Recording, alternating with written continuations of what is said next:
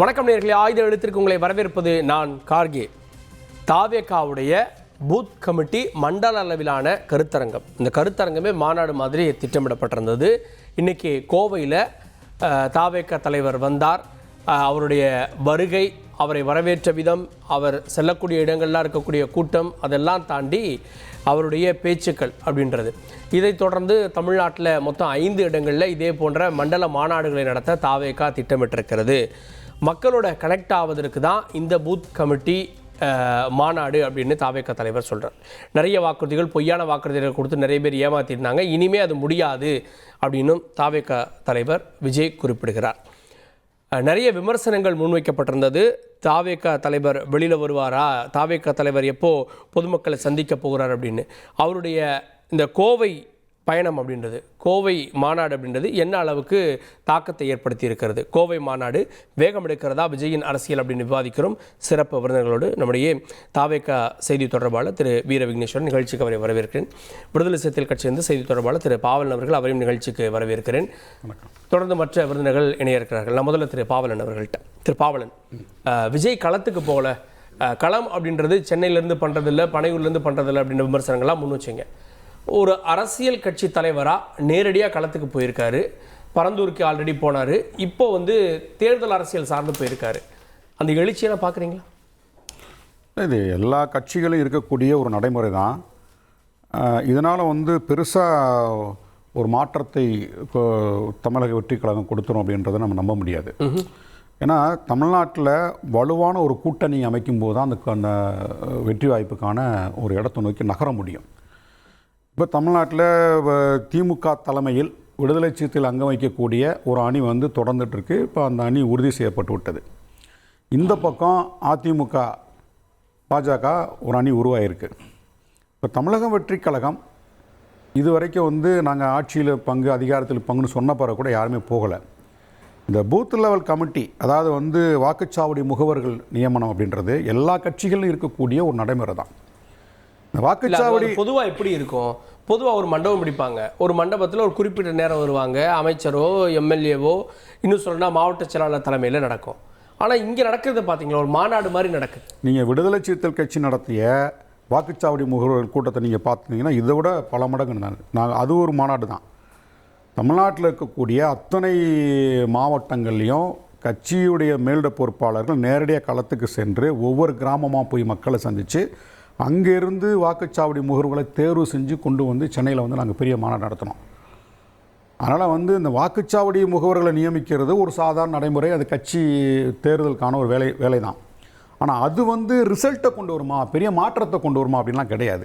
எங்களை இப்போ விடுதலை சிறுத்தைகள் எடுத்துக்கிட்டிங்கன்னா நாங்களாம் வாக்குச்சாவடி முகவர்கள் நியமிக்கிறதுக்கு முன்னாடியே 4 சட்டமன்ற உறுப்பினர்கள், 2 நாடாளுமன்ற உறுப்பினர்களை நாங்கள் வென்றெடுத்திருக்கோம். இது எல்லா கட்சிகளும் இருக்கக்கூடிய, வளர்ந்த கட்சியில் இருக்கக்கூடிய, வளரும் கட்சிகளில் கடைபிடிக்கக்கூடிய ஒரு சாதாரண நடைமுறை தான். இந்த நடைமுறையால் தமிழ்நாட்டில் விஜய் ஆட்சி அதிகாரத்தை பிடிச்சிரும் அப்படின்னு சொல்கிறது அது ஒரு ஹம்பக் தான். அது ஒரு ஏமாற்ற வேலை. அது சரியான தொடக்கம்னு பார்க்குறீங்களா? ஆட்சியை பிடிக்கல அடுத்தது இந்த தொடக்கம் அப்படின்றது பூத் லெவல் பிஎல்ஏ தான் ஒரு ஓட் பேங்கினுடைய அடிப்படை. அந்த அடிப்படையை இன்னைக்கு சரியாக பிடிச்சி போகிறாங்கன்னு பார்க்கலையா? நீங்கள் வாக்குச்சாவடி முகர்வர்களை நியமிக்கிறது ஒரு வகை. ஆனால் மக்கள்கிட்ட நீங்கள் என்னவா அறிமுகப்படுத்த போகிறீங்க? இப்போ அவர் சொல்கிறாரு, இன்றைக்கி விஜய் அவர்கள் பேசும்போது சொல்கிறாரு, நீங்கள் போய் மக்களை போய் சந்திங்க, மக்கள் உங்கள்கிட்ட கேள்வி கேட்பாங்க, அப்போ நீங்கள் நீங்கள் யாருன்றத மக்கள்கிட்ட பேசுங்கன்னு சொல்கிறாரு. நீங்கள் யார்? நான் திருப்பி கேட்குறேன், நீங்கள் யார்? என்ன செய்ய போகிறீங்க? நீங்கள் யார்? விஜய் ரசிகர் மன்றத்துடைய தலைவர்களாக இருந்திருப்பீங்க, உறுப்பினராக இருந்திருப்பீங்க, கட் அவுட் வச்சுருப்பீங்க, பாலாபிஷேகம் நடத்திருப்பீங்க, படம் ரிலீஸ் அன்னைக்கு தேட்டர் வாசலில் விசில் அடித்து கோஷம் போட்டு ஆட்டம் பாட்டத்தோட படம் பார்த்துருப்பீங்க.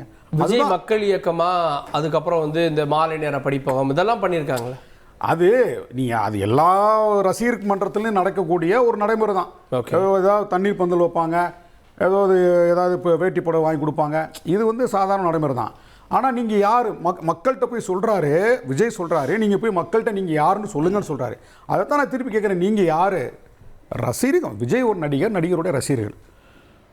அதுதான் நீங்கள் என்னென்னா ஒரு பெரிய மாற்றத்தை, இப்போ திமுக அதிமுகவுக்கு பெரிய மாற்று கொடுக்கணும் அப்படின்ற அந்த எண்ணம் சரியாக இருந்தாலும் அதற்கான செயல் திட்டம் இருக்கா? அதுக்கான தலைவர்கள் இருக்காங்களா?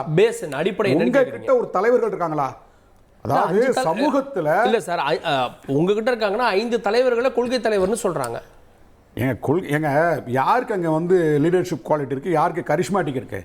ஒரு தலைவர் அப்படின்னா தத்துவம் இருக்கணும். அந்த தத்துவத்தின் அடிப்படையில் ஒரு தலைகீழ் மாற்றத்தை கொடுக்கணும். இப்போ நான் வந்து மாற்றத்தை கொடுக்க போறேன், என்ன மாற்றத்தை கொடுக்க போறீங்க? நான் என்ன கேட்குறேன், இன்னைக்கு விஜய்க்கு வந்து நேரடியாக கேள்வி வைக்கிறேன், என்ன மாற்றத்தை கொடுக்க போறீங்க? சரி, என்ன மாற்றத்தை கொடுக்க போறீங்க சொல்லுங்க. அதுக்கான செயல் திட்டம் என்ன இருக்கு? அதுக்கான ஆட்கள் இருக்காங்களா? ஓகே, கேட்போம். தொடர்ந்து மற்ற விருந்தினர்களும் இணைகிறார்கள். கொங்கு இளைஞர் பேரவையினுடைய முன்னாள் சட்டமன்ற உறுப்பினர் திரு தனியரசு அவர்கள், நிகழ்ச்சிக்கு அவரை வரவேற்கிறேன். தொடர்ந்து தாவேகாவுடைய கூட்டணி கட்சியிலிருந்து திரு முஸ்தபா அவர்கள், அவரையும் நிகழ்ச்சிக்கு வரவேற்கிறேன். நாம் திரு வீர விக்னேஸ்வரன், விஜய் அவர்களுக்கு வரக்கூடிய கூட்டம், அந்த கூட்டம் ஒரு எழுச்சியாக தெரிஞ்சாலும் அரசியல் கட்சி அப்படின்றப்போ அதுக்குன்னு ஒரு நீண்ட, ஏன்னா ஒரு ஆட்சியை பிடிக்கணும்னா ஒரு நீண்ட நாட்கள் ஆகும். இதை வச்சு நம்ம அதை ஜட்ஜ் பண்ண முடியாது அப்படின்னு பார்க்குறாங்க.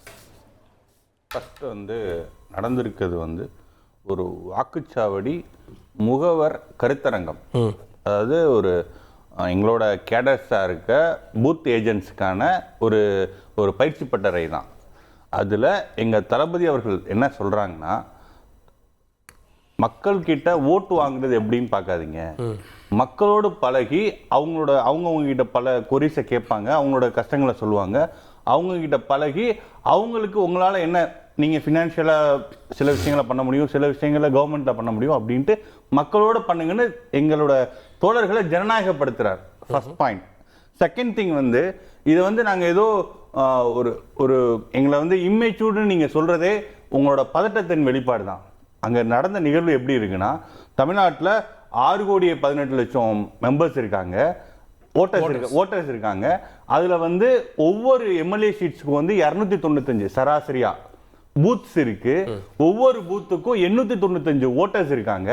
அந்த பூத் வாரியா ஓட்டர்ஸோட லிஸ்ட்டை எங்களோட பூத் ஏஜென்ட்ஸ்க்கு கொடுத்துக்கிட்டு இருக்காங்க. மாவட்டமா கூப்பிட்டு ஒவ்வொரு பூத்துக்கும் 895 ஓட்டு ஆவரேஜ் சொல்றேன். அதை டீட்டெயில்டா கொடுத்து, ஒன்னு ஹார்ட் காப்பியா, இன்னொன்னு சாஃப்ட் காப்பியா, இப்படி கொடுத்து அந்த பூத் கமிட்டியில ஒரு 10 பேர் இருந்தாங்கன்னா, இப்போ ஒருத்தர் கொடுத்துருக்காங்க, அது 10 பேர் டிஸ்ட்ரிபியூட் ஆகி அந்த 895 ஓட்டர்ஸ்னா அதுல ஒரு 250-300 வீடு இருக்கும், ஃபேமிலிஸ் இருக்கும். அவங்கள தினமும் சந்திங்கன்னு சொல்றாரு எங்க கழக பொதுச் செயலாளர் அவர்கள். எவ்வளவு ஆர்கானிக்கா மைக்ரோ மேனேஜ்மெண்ட்டா சொசைட்டியை நாங்கள் வந்து அட்ரஸ் பண்ணுறோம். இதை நான் வந்து எலக்ட்ரலுக்கு சொல்லலை, சொசைட்டியோட நாங்கள் மிங்கிள் ஆகிறோம்னு சொல்கிறோம். 1999 தேர்தல் அரசியலுக்கு வந்த விசிகா அவர்களால் அவங்க கட்சி ஊனிய கொடியவே பிடுங்கி போடுறாங்க திமுக காரங்க. உங்களை ஒரு லேபர் மாதிரி தான் ட்ரீட் பண்றாங்க. திமுக போலீஸ் லேபர்ன்றலாம் இல்ல திமுக காரங்களா போலீஸா வாபஸ் ஏன்னா நீங்க சொல்ற நான் ஏன் சொல்றேன் அண்ணா, இது வந்து ஒரு தடவை நடக்கல. லேபர்ன்ற வார்த்தை நான் முடிச்சுக்கிறேன். நான் வந்து நாங்க மக்களுக்கான லேபர், ஒரு பிரைவேட் அண்ணா, நாங்க மக்களுக்கான லேபர், நாங்க மக்களுக்கான லேபர், யாருக்குமான லேபர் கிடையாது. எங்களுக்கு யாரும் முதலாளி கிடையாது அண்ணா, அவங்களோட எங்களுக்கு யாரும் முதலாளி கிடையாது. அந்த வார்த்தையை வாபஸ் வாங்குங்க. லேபர்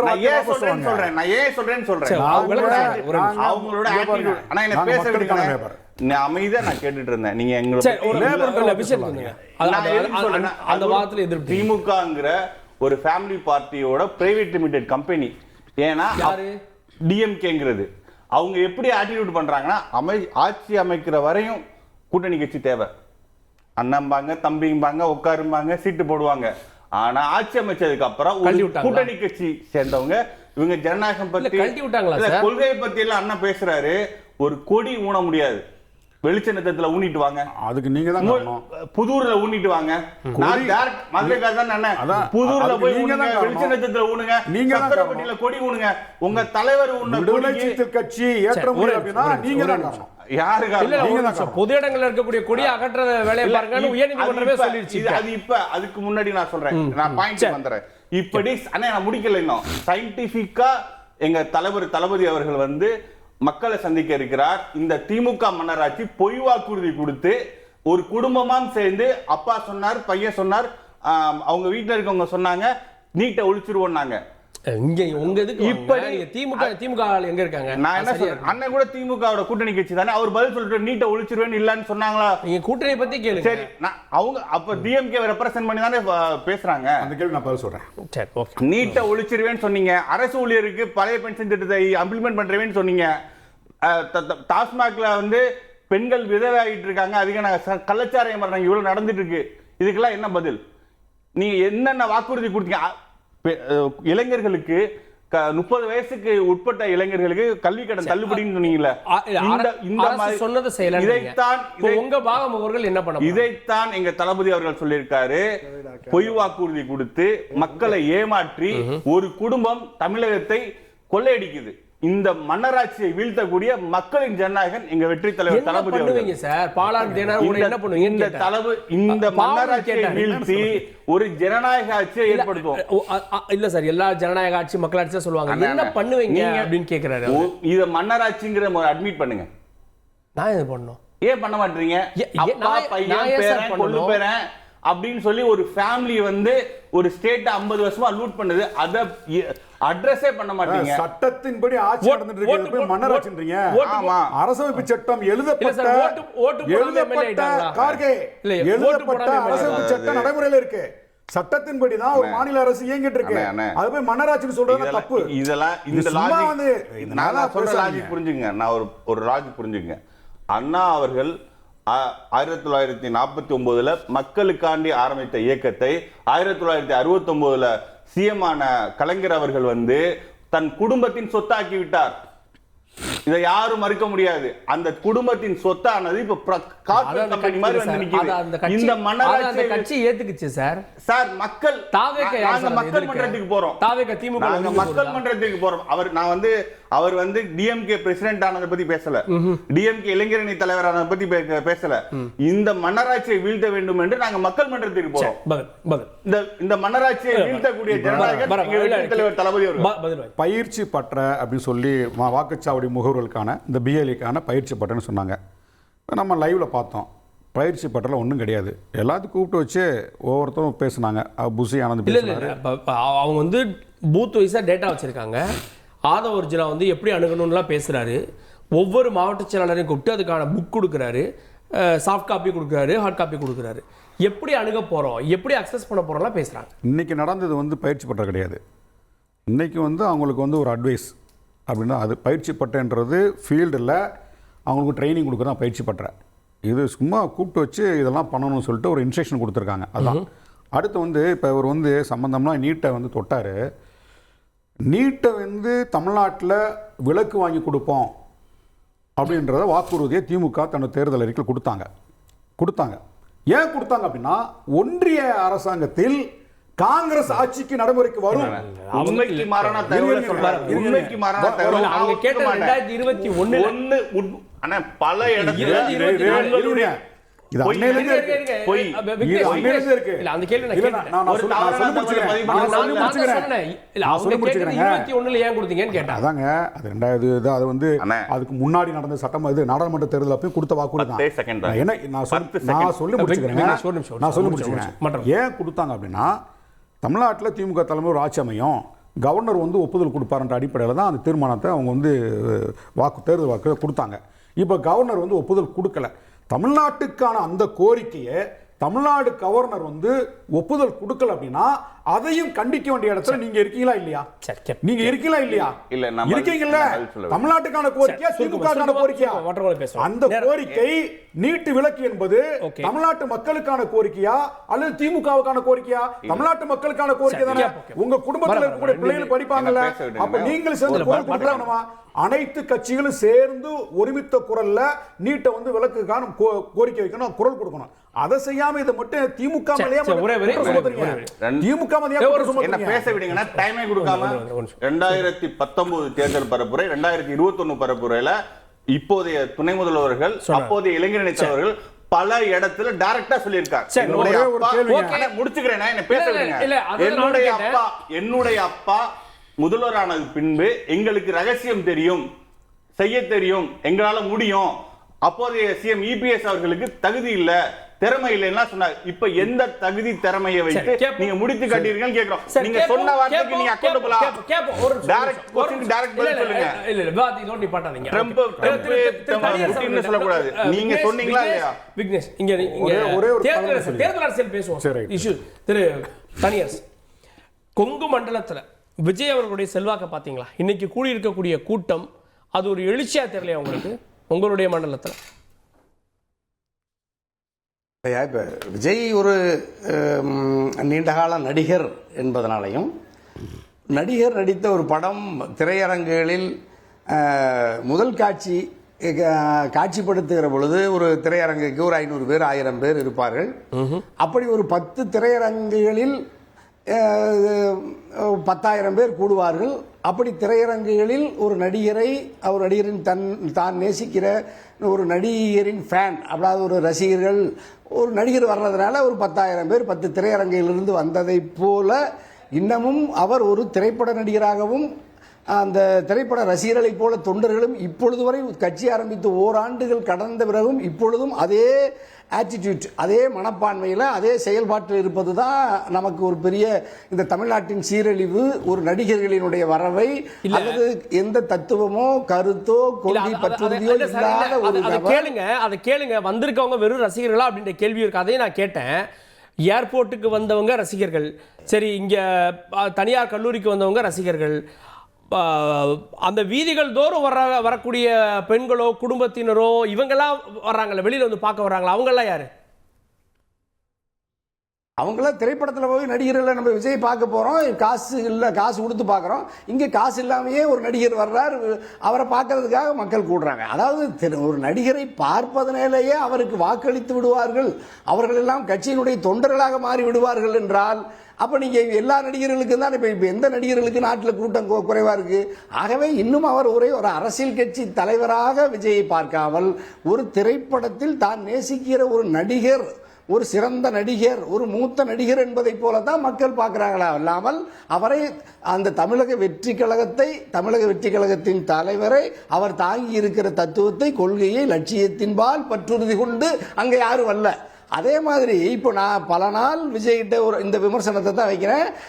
இப்போ இங்கே மணிகண்டன் வீராசாமியில் கடுமையாக எதிர்ப்பாங்க, முஸ்தபாவை எதிர்ப்பார்.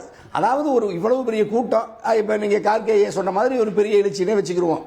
அதாவது நீங்கள் ஒரு விமான நிலையத்தையே ஒரு மாநாட்டு திடலை போல பயன்படுத்தியது எனக்கு தெரியும் இந்தியாவிலேயே விஜய்க்கு மட்டும்தான் பாஜக இப்படி ஒரு சிறப்பு சலுகையை தந்திருக்கிறது.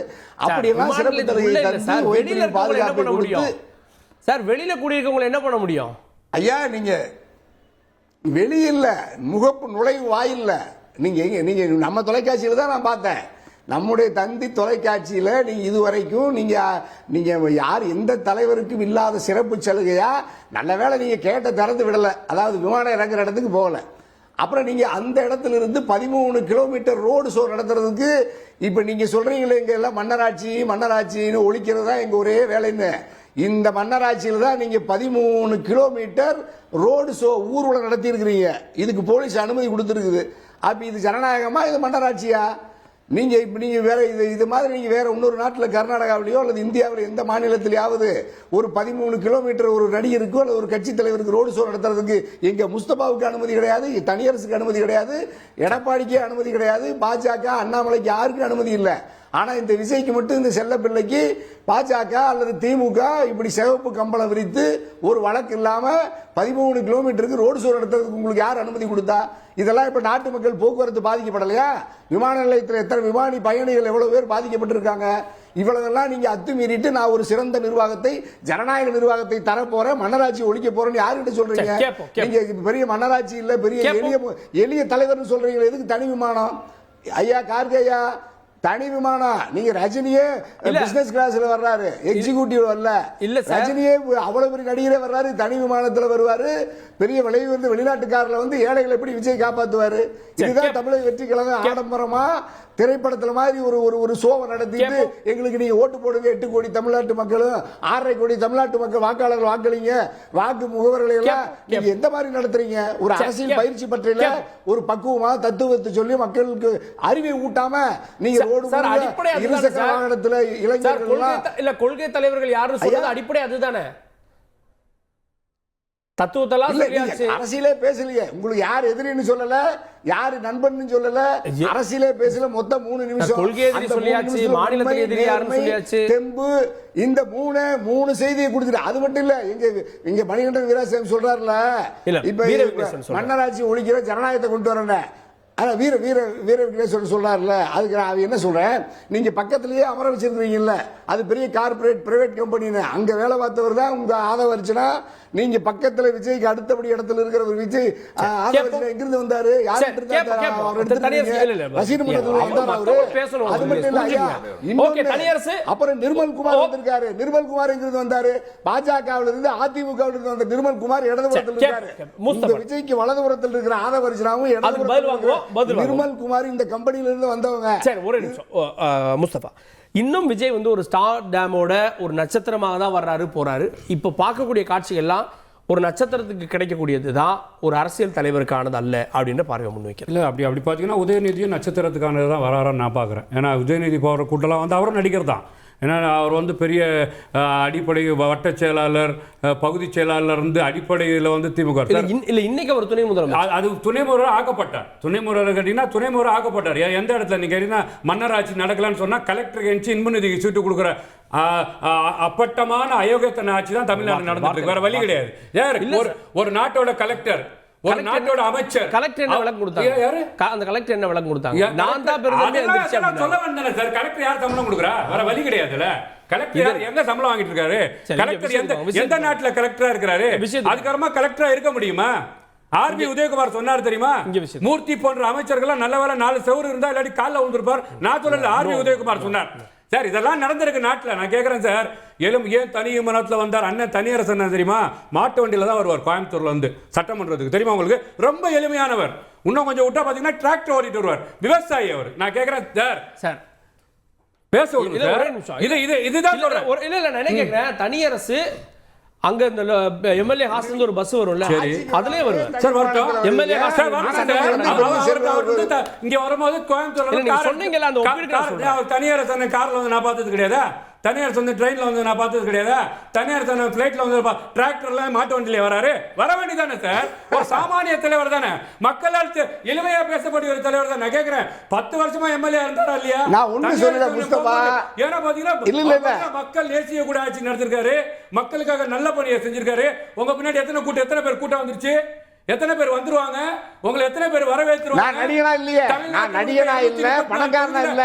முஸ்தபா இல்ல முஸ்தபா தனியா இல்ல முஸ்தபாவுக்கு தனியரசுக்கு கார்கேவுக்கு இல்லாத செல்வாக்கு விஜய்ங்கிற நடிகர்கிட்ட வந்திருக்கு. முஸ்தபா தத்துவத்தை பேசுறாச்சே, அதெல்லாம் இல்ல சார். நான் கேக்குறேன் சார், மக்களுக்கு போராடுற இல்ல மக்களுக்காக போராடுற தனியரசுக்கும் மக்களுக்காக போராடுற முஸ்தபாவுக்கு யார் வருவா? பேசி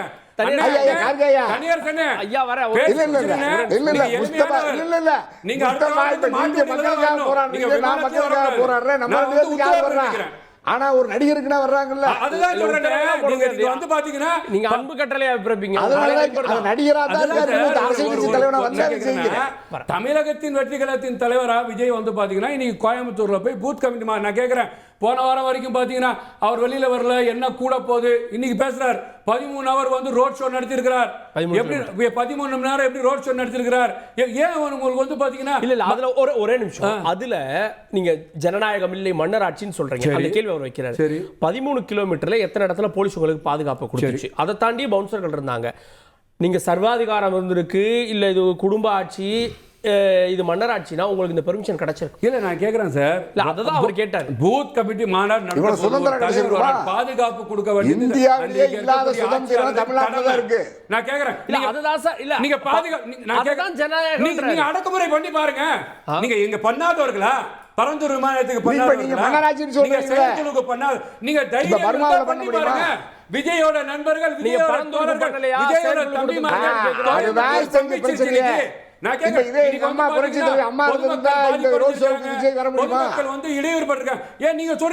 தந்திரமான ஆட்சி நடத்தினாங்கன்னு சொல்லி, தந்திரமான ஆட்சி நடத்தக்கூடிய திமுக ஏன் பொதுமக்கள் பாதிப்படுற மாதிரி ரோட் ஷோ நடத்தி இருக்காங்க?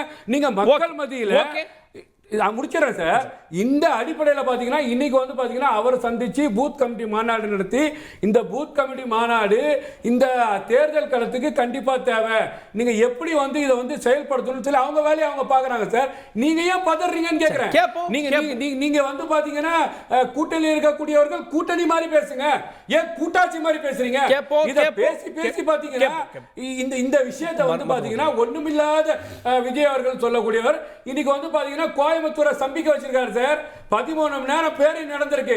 இன்னைக்கு வந்து பாத்தீங்கன்னா 8500 பேர் பூத் ஏஜென்ட் வந்து பாத்தீங்கன்னா உள்ள உட்கார்ந்து பாத்தீங்கன்னா அந்த தேர்தல் களத்துல இறங்கிட்டாங்க.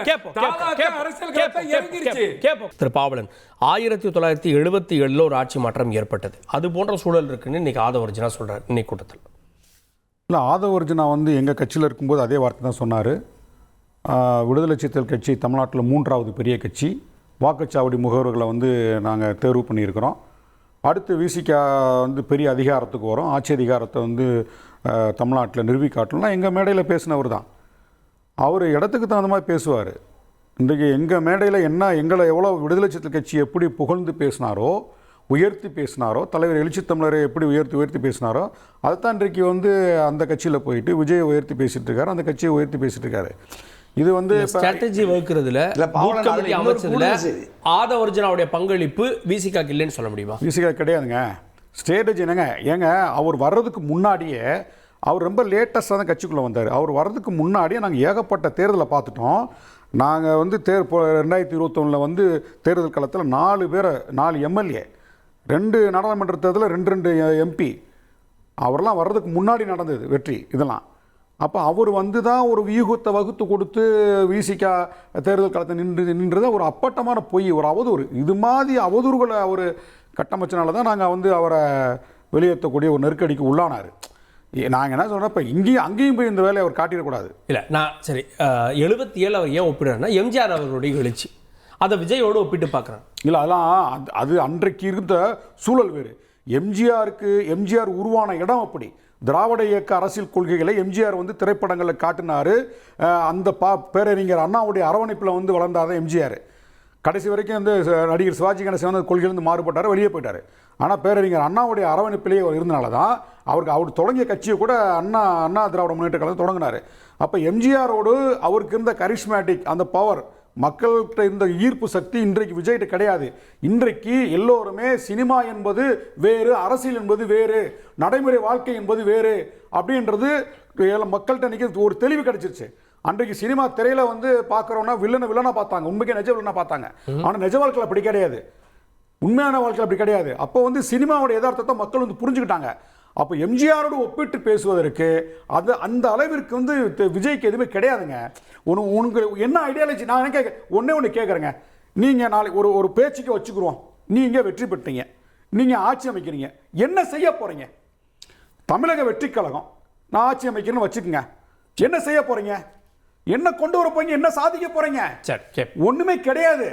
எல்லாமே தமிழ்நாட்டில் இன்றைக்கி வந்து இந்தியா வந்து தமிழ்நாடு நம்பர் 1 மாநிலம் சொல்லிட்டு ஒன்றிய அரசு பாஜகவை எதிர்த்து போராடக்கூடிய இதே தமிழ்நாடு அரசு தான் இந்தியாவிலேயே அனைத்து வளர்ச்சி பணிகளிலும் முதலாக இருக்கிறது. ஒன்றிய அரசு சர்டிஃபிகேட் கொடுத்துருக்கு. 69 விழுக்காடு இடஒதுக்கீடு தமிழ்நாட்டில் மட்டும்தான், வேற எந்த மாநிலத்திலும் கிடையாது. 69 விழுக்காடு தமிழ்நாட்டில் அதிகமாக பெண்கள் படித்த மாநிலம் தமிழ்நாடு தான். இன்னைக்கு மாநில உரிமை, மாநில சுயாட்சின்றது தமிழ்நாட்டில் பேசி இந்தியாவுக்கு ரோல் மாடலாக இருந்துட்டு இருக்கோம். இன்றைக்கு திமுக அரசு உச்சநீதிமன்றத்தில் வழக்கு போட்டு இப்போ 10க்கும் மேற்பட்ட ஆளுநருக்கு நல்ல மூக்கொடைப்பு கொடுத்து உச்சநீதிமன்றத்தில் அனுமதி வாங்கியிருக்காங்க. இந்திய மாநிலங்களுக்கு தமிழ்நாடு ஒரு முன்னோடியாக இருக்குது. அதனால் நீங்கள் என்ன செய்ய போறீங்க? நீங்கள் வந்தாலும் இந்த சிஸ்டத்துக்குள்ள தான் இருக்கணும். இந்திய சமூக கட்டமைப்பை மீறி உங்களால் எந்த மாற்றத்தையும் கொடுக்க முடியாது. இந்திய சமூக கட்டமைப்புன்றது ஒரு சமூக கட்டமைப்பு, நம்ம அரசியல் அமைப்பு சட்டம் இதெல்லாம் மாற்றத்தை கொண்டு வந்துரும். ஊழலற்ற லஞ்ச லாவணியமற்ற அரசை, மக்களுக்கான அரசை நிறுவனம். சந்திர மண்டலத்திலிருந்து வர்றாங்களா இல்ல சுவிட்சர்லாந்து வர்றாங்களா? தமிழ்நாட்டுக்குள்ள தான் வர்றாங்க. இதே வந்து அதாவது கரைபடிந்த சமூக கட்டமைப்புக்குள்ள தான் இவங்க வர்றாங்க. இப்போ ரசிகரா இருந்தவங்க கட்சியில தொண்டரா வந்திருக்காங்க. என்ன அவங்களுக்கு தெரியும்? என்ன தெரியும்? 2 பேரும் நிறையா பேசியிருக்காங்க. தயவு செஞ்சு எனக்கு டைம் தாங்க. ஃபஸ்ட்டு வந்து அண்ணன் கனியரசு அண்ணன் சொன்னார், சார்ட்டர் ஃப்ளைட்டில் வர்றாரு, தனி ஃப்ளைட்டில் வர்றாரு. உழைத்த பணத்தில் ஒரு நாளைக்கு 14 மணி நேரம் உழைத்த பணத்தில் வர்றார். திமுக அமைச்சர் போல, அமைச்சர் செந்தில் பாலாஜி போல, அமைச்சர் துரைமுருகன் போல ஊழல் பண்ணி மக்கள் பணத்தை கொள்ளையடித்து சார் கன்விக்ட் ஆயிருக்காரு. பொன்முடி அவர்கள் கன்விக்ட் ஆகி கன்விக்ஷன் ஸ்டே வாங்கியிருக்காரு. நான் இல்லாத சொல்ல ஸ்டே வாங்கியிருக்காரு. கன்விக்ட் ஆயிட்டார்ல, ஒரு கேஸ்ல கன்விக்ட் ஆனார்ல. பல அமைச்சர்கள் அமைச்சர் பதவியை இழக்க போறார்கள்.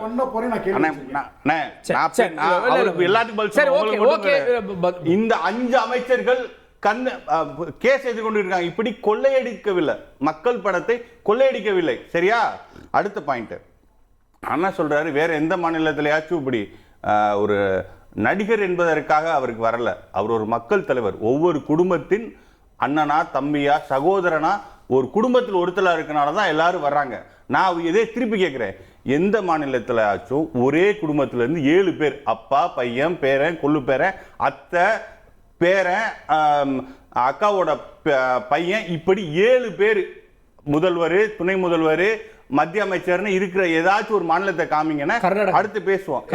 7 பேர் காமிங்க. 7 பேர் காங்கிரஸ் ஆனா ரூலிங்ல இருக்கணும். அவங்க சபார்டினேட் ஃபோர்ஸ், அவங்களோட தான் நீங்க கூட்டணியில் இருக்கீங்க. சபார்டினேட் ஃபோர்ஸ், மதசார்பற்ற ஜனதாதளம் இந்த பாஜகவோட தான் இருக்கு. அங்க கூட்டணி இருக்காங்க. நீங்க மாற்றத்தை கொடுக்க போற எல்லா கட்சியும் குற்றவாளியாக்குங்க. ஏன் அதிமுக டச் பண்ண மாட்டீங்க? நீங்க ஏன் பாஜக கேள்வி கேட்க மாட்டீங்க? நீங்க கேள்வி கேட்டா எல்லாம் நீங்க மாற்றத்தை கொடுக்க போறீங்க சொல்றீங்களா? இவங்க மாற்றத்தை கொடுக்க போற சொல்றாங்க. அப்ப அதிமுக கேள்வி கேளுங்க, பாஜக கேள்வி கேளுங்க. நான் விட மாட்டேன். வேற திமுக மட்டும் குறி வைக்கிறதுக்கு என்ன காரணம்? கவலைப்படுறீங்க. எல்லா கட்சியும் கேள்வி கேளுங்க. கேட்க மாட்டீங்க. நான் அடுத்து வரேன். அண்ணா சொன்னாங்க எங்களுக்கு பெரிய கூட்டணி இருக்கு, நாங்க ஜெயிச்சிருவோம்னு அண்ணா சொன்னாங்க. நான் ஒரு சிம்பிள் எக்ஸாம்பிள் சொல்றேன். 2011 மார்ச் மாதம் மாலை முரசு அந்த ஈவினிங் டயத்தில் வந்த பேப்பரை அண்ணன் பார்க்கணும், இல்லை நான் கூட தரேன். அந்த காலங்களில் விசிக, பாமக, காங்கிரஸ், டிஎம்கே அரித்மெட்டிக் 55%. அண்ணன் அழகிரி அவர்கள் அப்போ திமுக இருந்தார். மதுரையில் நான் மதுரைக்காரன், மதுரையில் பேட்டி கொடுப்பார். தினமும் 2-3 மணிக்கு பேட்டி கொடுப்பார். அப்போ 200 சீட் ஜெயிப்போம்னு சொன்னாங்க. இதே அண்ணா சொன்ன கூட்டணி வார்த்தையை தான் சொன்னாங்க. வாஸ் அவுட்டா 23 சீட்டு. அதே 2011 ரிப்பீட். டிஎம்கே எதிர்கட்சியா கூட வராது. Mark my words. அடுத்த பாயிண்ட், கொள்கையை பத்தி பேசுறாங்க. அண்ணா மனசாட்சியோட பேசுங்க. பெரியார் படத்தை போட்டுக்கிட்டு கேஷ் சென்சஸ் எடுக்க மாட்டேங்குது பிஜேபினா நாங்க டைரக்டா குற்றச்சாட்டுறோம். அது மனுவாதத்தை திருப்பி கேஷ் சென்சஸை ரிவ்யூ பண்றது. அது போல டிஎம்கே எப்படி பண்றாங்கன்னா, கட்சிக்குள்ளையும் சரி, அம்பேத்கர் அவர்கள் தான் சொன்னாங்க கிரேடட் இன்இக்வாலிட்டின்னு. அது போல கட்சிக்குள்ள ஒரு கிரேடட் மொனார்ச்சியை டிஎம்கே வச்சிருக்கு. ஒரு தலைமையில அவங்க ஒரு குடும்பம் மட்டும்தான், மாவட்டத்திற்கு 4-5 குடும்பம் இருக்கு, அப்புறம் ஒன்றிய அளவில் 4-5 குடும்பம் இருக்கு. இப்படி அம்பேத்கர் எப்படி கேஸ்டிசத்துக்கு டிஃபைன் பண்ணாரோ அந்த மாதிரி திமுகவே ஒரு கிரேடட் மொனார்ச்சி தான். இந்த மன்னராட்சியை எதிர்த்து தான் நாங்க போராடுறோம். ஜனநாயக சக்திகள் எல்லாரும் எங்களை பின்தொடர்வாங்க.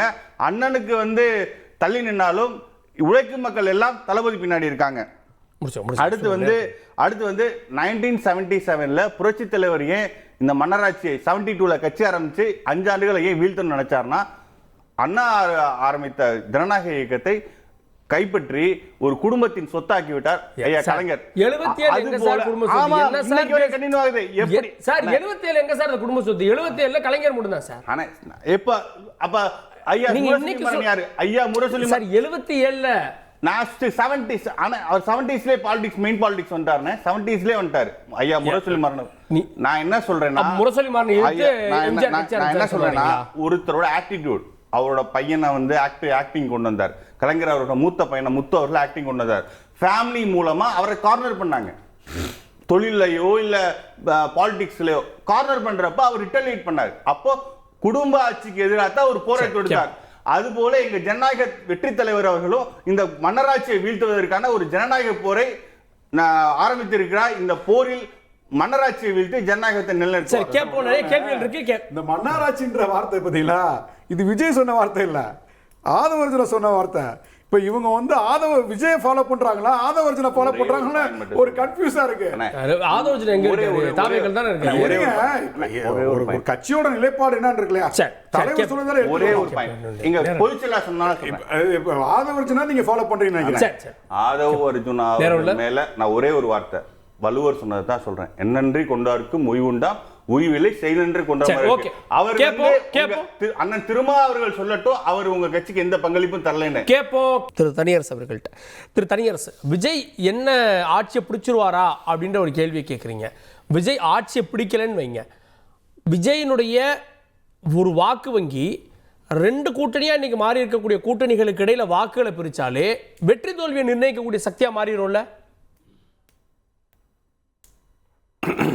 இல்லையா? விஜய் ஆட்சியை பிடிக்கிறதுங்கிறதெல்லாம் நம்ம வந்து அதீத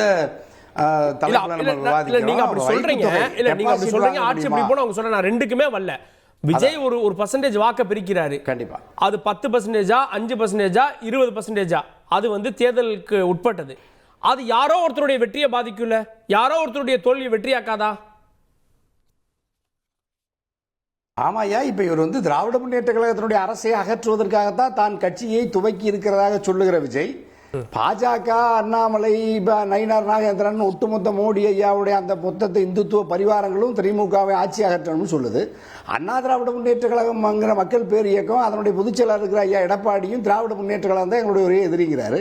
நாம் தமிழ் சீமானும் எங்களுக்கு ஒரே எதிரி திமுகங்கிறார்.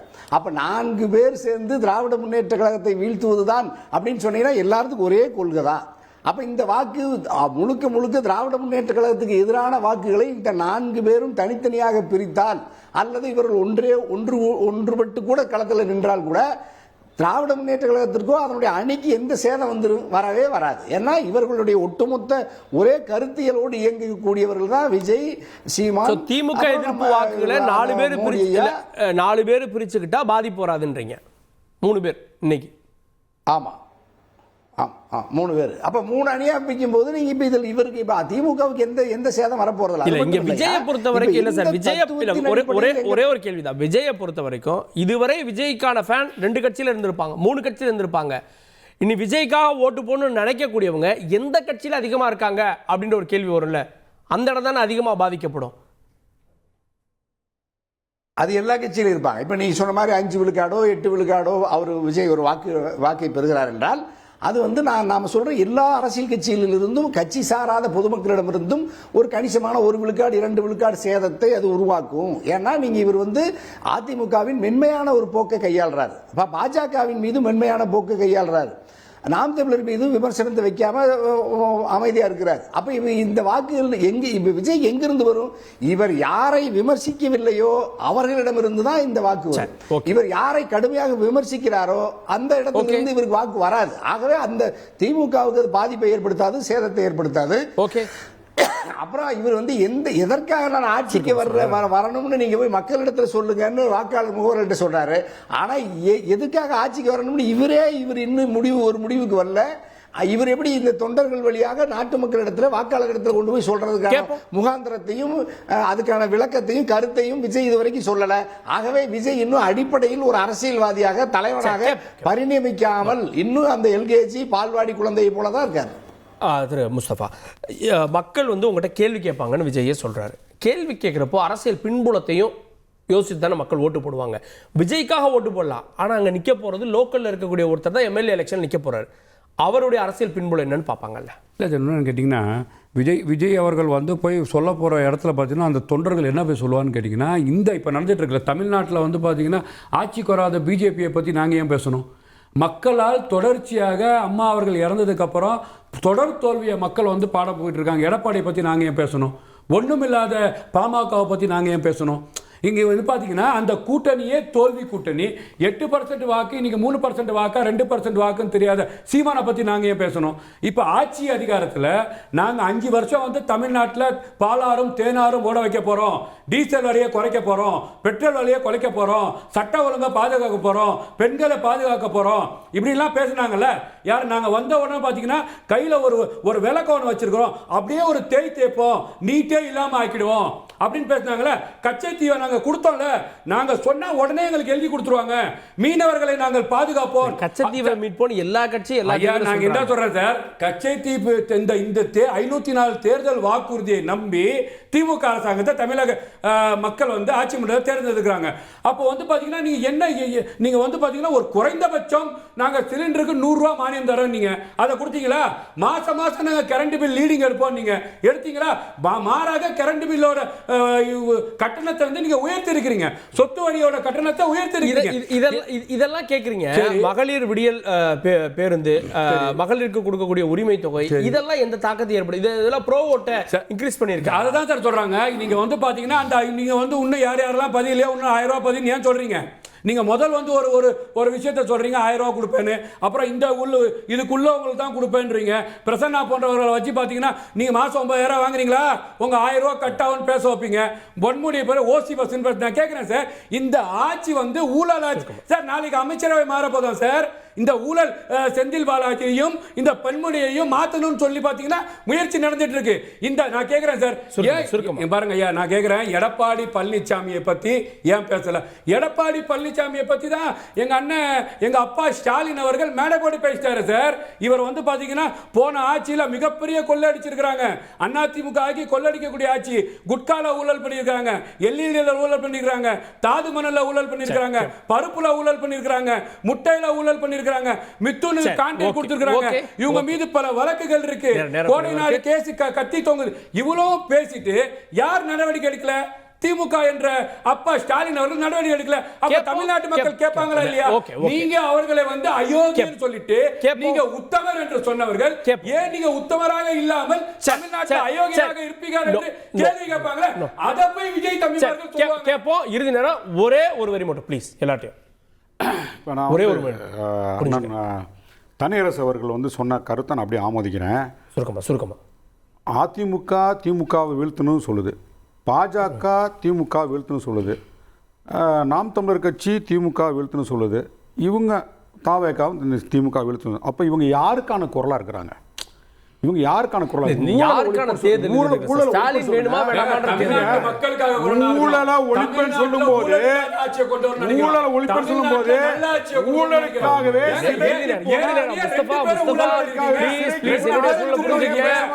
நேரம் குறைவா இருக்கு.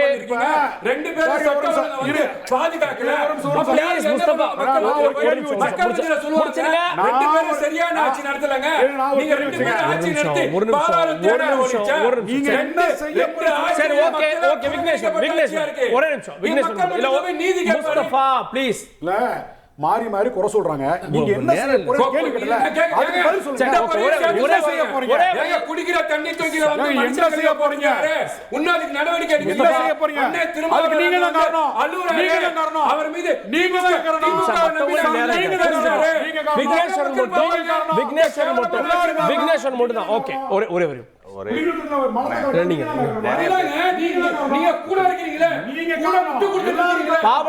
பாவலன் ப்ளீஸ்.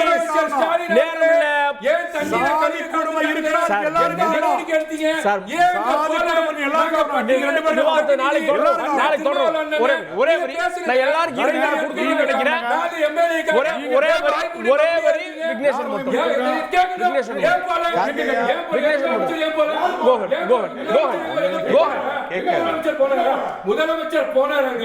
சரி, மூணு பேரை யார் ஆடியோ கேட்காது. தனியரசு மட்டும் நான் வரேன். தனியரசு மட்டும் தான் பேசுவேன்.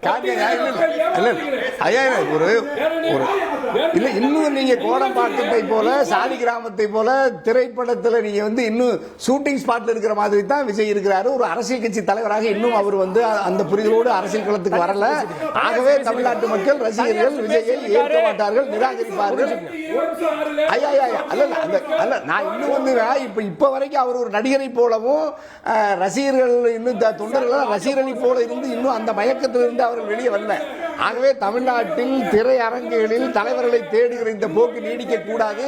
தமிழ்நாட்டினுடைய இந்த நவீன அரசியல் தமிழ் சமூகம் இந்த திரைப்பட நடிகர்களை திரையரங்கத்தில் இருந்து தலைவரை தேர்ந்தெடுக்காமல் மக்களுக்காக